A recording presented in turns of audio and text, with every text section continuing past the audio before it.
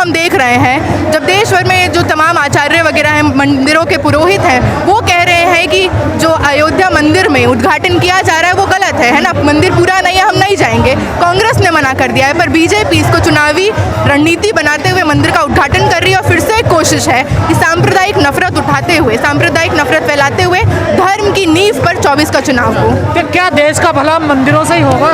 बिल्कुल नहीं सर, हम देख रहे हैं, हम जिस यूनिवर्सिटी में पढ़ते हैं आए दिन इसकी फीस बढ़ रही है, हम BA MA करके बैठे हैं, रोजगार नहीं है। हम लगातार देखते हैं कि जितने तमाम सरकारी नौकरी है उसमें वैकेंसी पे वैकेंसी खाली है, जॉब कैलेंडर नहीं निकलता है, वैकेंसी नहीं भरती है।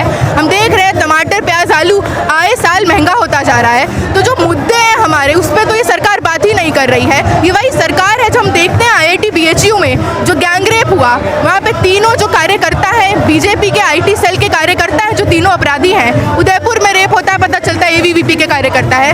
तमाम कॉलेजेस में, यूनिवर्सिटी में, सड़कों पे हमारे साथ यौन हिंसा होती है, हमारे साथ छेड़छाड़ होती है और खुले तौर से बीजेपी ने देश भर में ये मॉडल स्थापित किया है कि बृजभूषण को, सेंगर को हम छूट दे देंगे। तो ये जो मॉडल है इम्प्यूनिटी का, ये जो मॉडल है कि रेप करो, बलात्कार करो, छेड़छाड़ करो और तुम्हें विधायक का, तुम्हें किसी न किसी तरह का टिकट दे दिया जाएगा, शाबाशी मिलेगी, इस मॉडल से बहुत डरते हैं हम लोग। एजुकेशन पर क्यों नहीं ध्यान दे रही सरकार, आखिर क्या वजह है? बिल्कुल एक पीछे बहुत बड़ी सोची समझी साजिश है। देश भर में हम देख रहे हैं कि भाजपा का सबसे बड़ा, RSS का सबसे बड़ा लैबोरेटरी कोई है तो यूनिवर्सिटी है। NEP ला दिया गया है, 4 ईयर अंडर ग्रेजुएट प्रोग्राम आ गया है।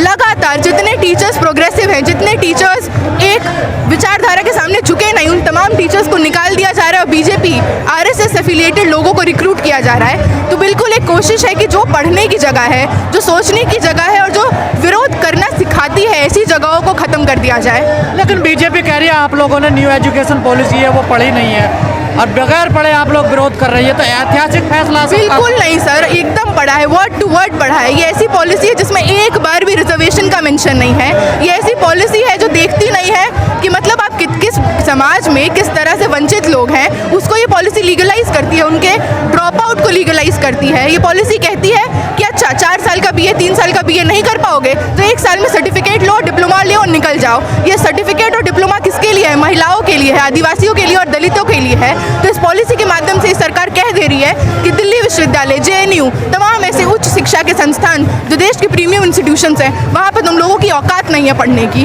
पर सरकार तो मंदिरों पे ज़्यादा ध्यान दे रही है। बिल्कुल देगी, क्योंकि इनकी नीति यही है। ये वो सरकार है जो चाहती है कॉन्स्टिट्यूशन की जगह पे मनुस्मृति आए। इनका लगातार हम देख रहे हैं सर, धर्म है ना, धर्म का जो पूरा हवाला लेते हुए किस तरह से जुमलेबाजी की जा रही है, किस तरह से कोशिश की जा रही है कि भटकाया जाए युवा को, देश में भटकाव पैदा कर रही है। किसी भी तरह का मुद्दा नहीं है इनके मैनिफेस्टो में। आजकल पाखंडी बाबा, कथावाचक बड़े एक्टिव हो गए देश में। बिल्कुल, वो सारी नीतियों को बता रहे कि देश ऐसा चलना चाहिए। बिल्कुल, और उनकी ही जगह है, भाजपा सरकार के अंदर उनकी ही जगह है। तमाम तरह के पंडित, तमाम तरह के बाबाओं की जगह है। आप देखिए किस तरह से साइंटिफिक टेम्पर, किस तरह से रिसर्च में इन्वेस्टमेंट, एजुकेशन में इन्वेस्टमेंट, बजट में एजुकेशन को कितना पैसा दिया जाता है। हम लगातार देख रहे हैं फीस वृद्धि, जॉब कटौती है ना, लगातार सारे बजट्स में से शिक्षा में सबसे कम खर्चा हो रहा है। हम देखते हैं बेटी बचाओ बेटी पढ़ाओ फंड्स जो आते हैं, उस फंड का 95% ही अपने एडवर्टीजमेंट में लगाती है। ये वो सरकार है। तो फिर रास्ता क्या है, क्योंकि जनता तो वोट दे रही है, देखिए बिल्कुल दे रही है, पर आज ही आप देखिए देश भर से युवा यहाँ पे गोलबंद हुए हैं। यही रास्ता है, देश का तमाम अल्पसंख्यक समुदाय, महिलाएं, दलित, आदिवासी, मुस्लिम, उनको गोलबंद होना होगा और उस चुनाव को एक आंदोलन की तरह लड़ना होगा। पर हमने बड़े बड़े आंदोलन देखे हैं, फिर भी बीजेपी जीत जाती है, देखिए। बिल्कुल सर, हो ही सकता है, और मुझे लगता है ये एक दूसरी आज़ादी की लड़ाई है हम तमाम देश के लोगों के लिए। एक आज़ादी वो भी थी जिसमें हमने 100 वर्ष गुलामी की और फिर हमें आज़ादी मिली। हो ही सकता है समय लगे, पर ज़रूरत इसी चीज़ की है, क्योंकि ये सरकार इतनी आसानी से जाने वाली नहीं है। हम देख रहे हैं IPC से लेके इलेक्शन कमीशन से लेके तमाम चीज़ों में है ना अमेंडमेंट्स लाए जा रहे हैं, तमाम चीज़ों को पलटा जा रहा है। सरकार कह रही है नया भारत है, ये नया दौर है, देखिए नया दौर है और नए दौर की ज़रूरत है कि एक बड़ा जन आंदोलन खड़ा हो ताकि इस फांसीवादी सरकार को हटाया जाए।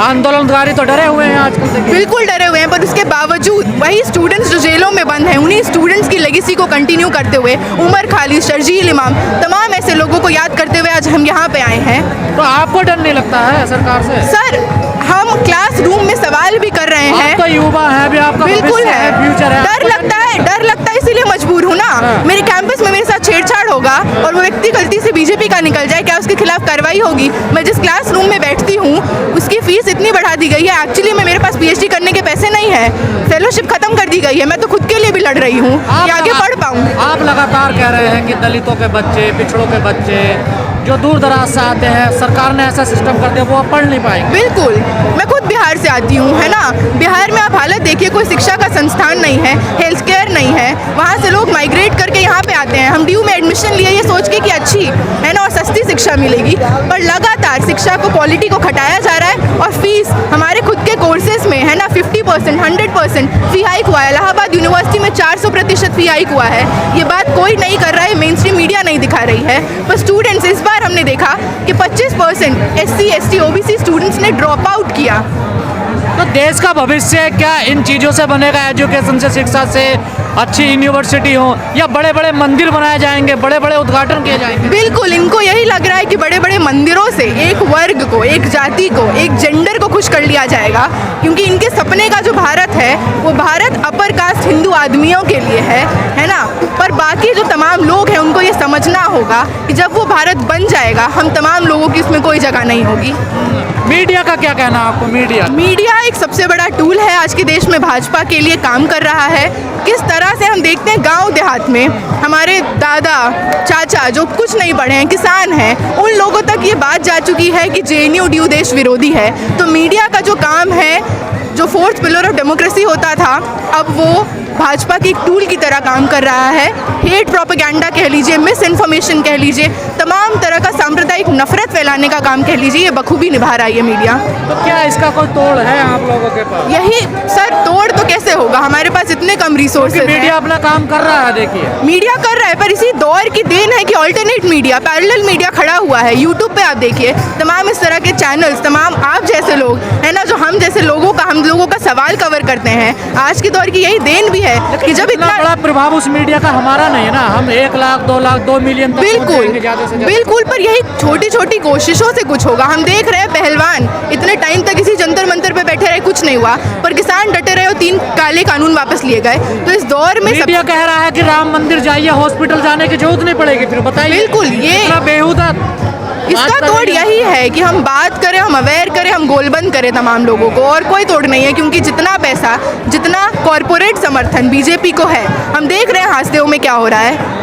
तो ईवीएम को लेकर भी सवाल खड़े हो रहे हैं। बिल्कुल हो रहे हैं और जायज़ सवाल है, पर इस देश में अब एक्चुअली में कुछ भी मुमकिन है। हम देखते हैं कि बिल्किस बानो है ना, जिनके साथ बलात्कार होता है, उनके परिवार के लोगों को मार दिया जाता है। मिले हुए इंसाफ को अगर कोई वापस कर सकता है तो भाजपा सरकार है ना। ठीक बात है, सुप्रीम कोर्ट का ऑर्डर आया है कि रिमिशन वापस लिया जाए, पर उसमें भी हमें पता है कि क्या ही होगा, कुछ नहीं होगा। कहा जा रहा है दलित मुसलमानों को ज़्यादा निशाना बनाया जा रहा है। बिल्कुल, आज भारत के जेलों में सबसे ज़्यादा तो बंद हैं वो दलित और मुसलमान हैं।